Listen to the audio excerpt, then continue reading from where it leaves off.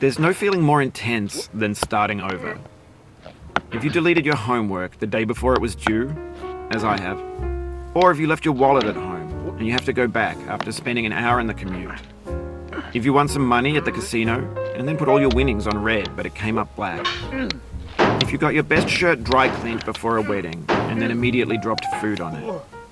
If you won an argument with a friend and then later discovered that they just returned to their original view. Starting over is harder than starting up. If you're not ready for that, like if you've already had a bad day, then what you're about to go through might be too much. Feel free to go away and come back. I'll be here. Alright, thanks for coming with me on this trip. I'll understand if you have to take a break at any point. Just find a safe place to stop and quit the game. Don't worry, I'll save your progress, always. Even your mistakes. This game is a homage to a free game that came out in 2002, titled Sexy Hiking.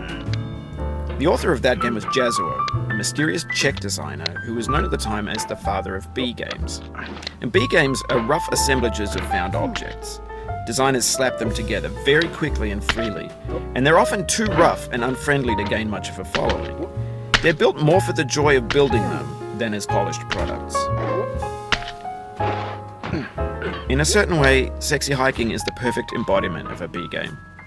It's built almost entirely out of found and recycled parts, and it's one of the most unusual and unfriendly games of its time.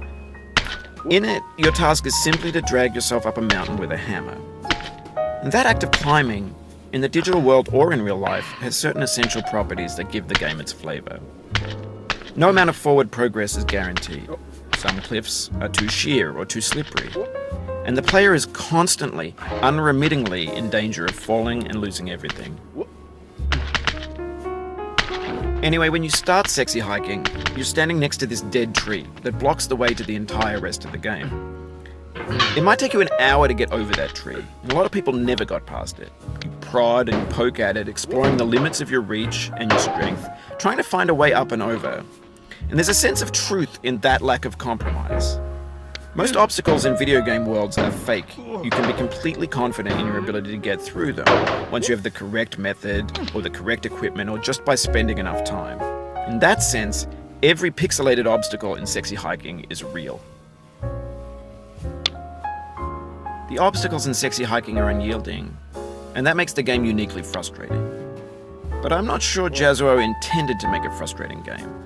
The frustration is just essential to the act of climbing, and it's authentic to the process of building a game about climbing. A funny thing happened to me as I was building this mountain. I'd have an idea for a new obstacle, and I'd build